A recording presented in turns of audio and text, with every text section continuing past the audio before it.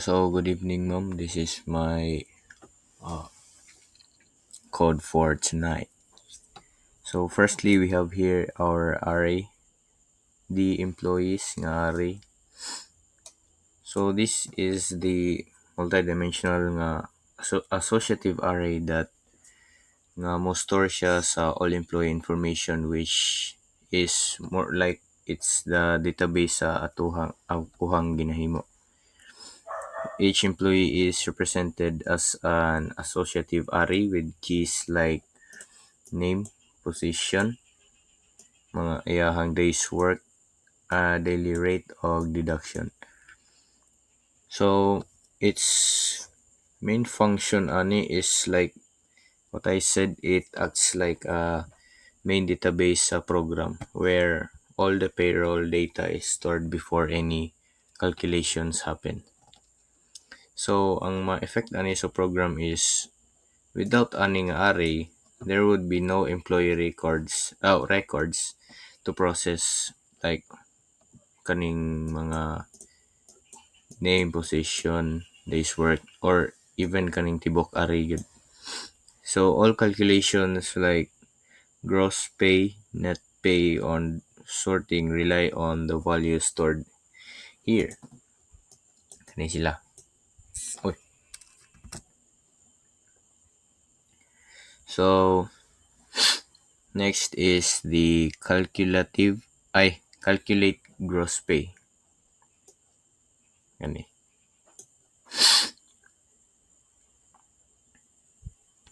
So the purpose of this is to compute the gross pay for each employee by multiplying days work by daily rate, multiplying this by daily rate. So its function is basically mo receive siya og duha ka parameter, the days work og daily rate. Mo perform siya og multiplication and like this.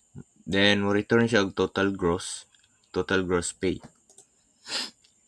So the effect of this, ang epekto ani sa program is this function is more like nag-standardize siya sa gross pay calculation, so it would be consistent across all employees. If calculation logic changes, mo update ra ni siya diri if naay multiple places. So next is the calculate net net pay na function. So here, ang main purpose ani niya is to compute the net pay after deduction for many employees. So meaning mag-minus ta.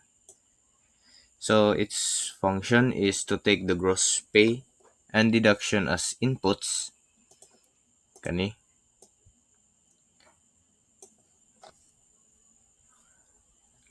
and subtracts them, and it also returns the net pay, meaning kani.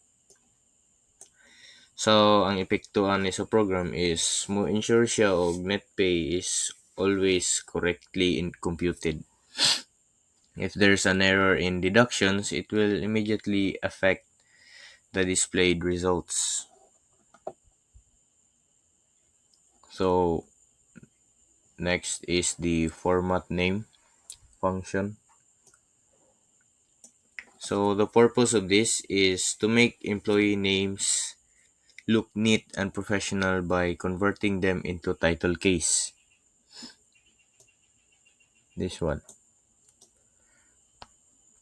So ang functional niya is mo convert ni siya sa ngalan to lowercase kani siya, and then capitalizes the first letter of each word. This one.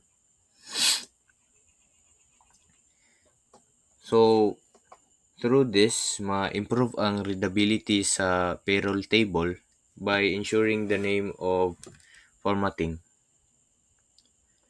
So next is the display payroll function. So the main purpose of this function is to display payroll details in a table-like format, meaning kani siya nga kuan nakabutang karon sa output sa program. So its function mo print siya og mga headers like name, position, gross pay, and net pay. This one. This.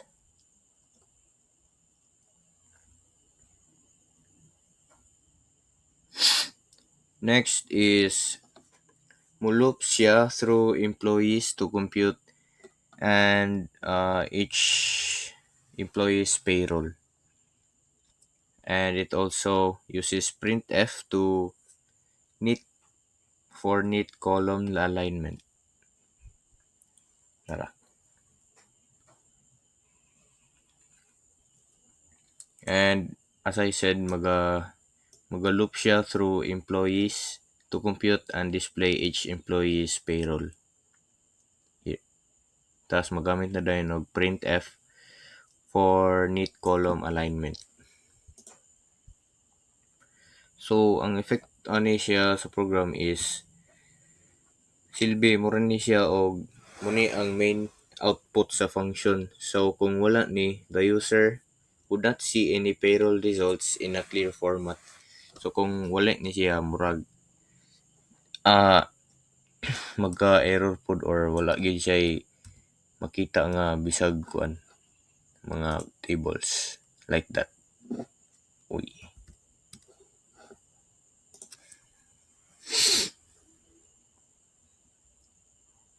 So the next function is the highest find highest net pay sa employees nga function. So the purpose of this is like to determine which employee has the highest net pay. So here mo function siya loops through mga employees and gigamitan siya og employees as emp. Mo calculate siya each net pay rather. Ready? Each net pay and keeps track of the highest one found. So if example we have here Kim Escobedo, siya man gyud ang kinadak-an diri nga net pay. So makuha ni niya diri sa kuan if statement. If adunay highest nga employee, mo print din ni siya diri. Which is kita ra na niya sa kuan sa diri.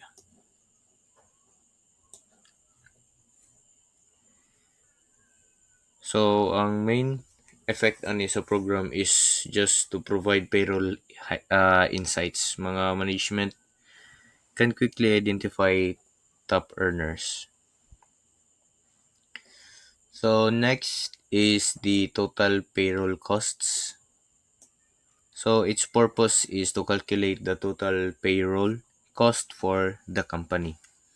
So its function is again mag-loop siya. Loop siya through all employees, sums up their net pay and returns the total. So meaning ang ilahang uh, kani gross pay o ilahang net pay mo ilaning i-add sa kwantas di rin dahil magawas ang payroll cost which is asam to dara. So its effect on program is to give a clear picture of a total salary expense. Sorry. It is also used for like budgeting.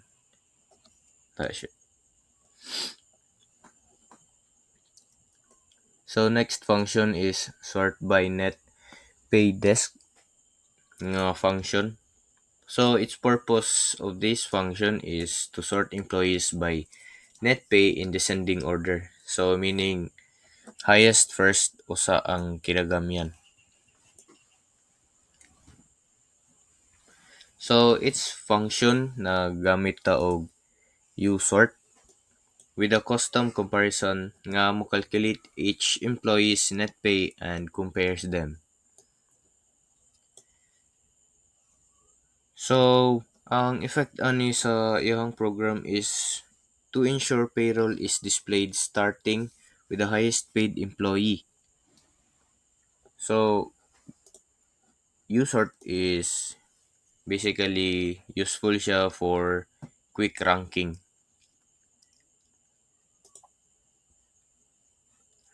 So uh the last fang sa itawag ani.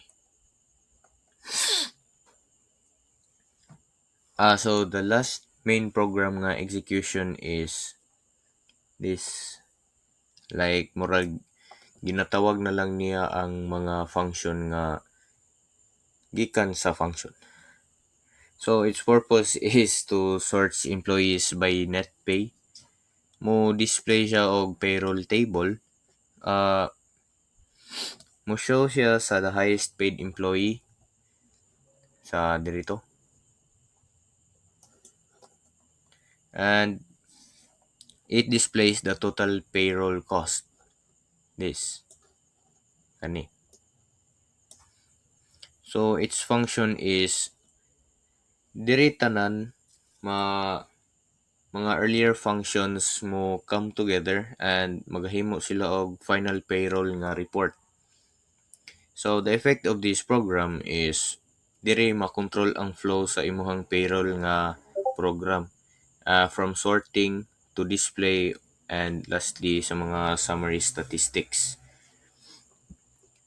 So that's all, ma'am. Thank you very much and have a nice day. Night. So evening or night day. Sorry.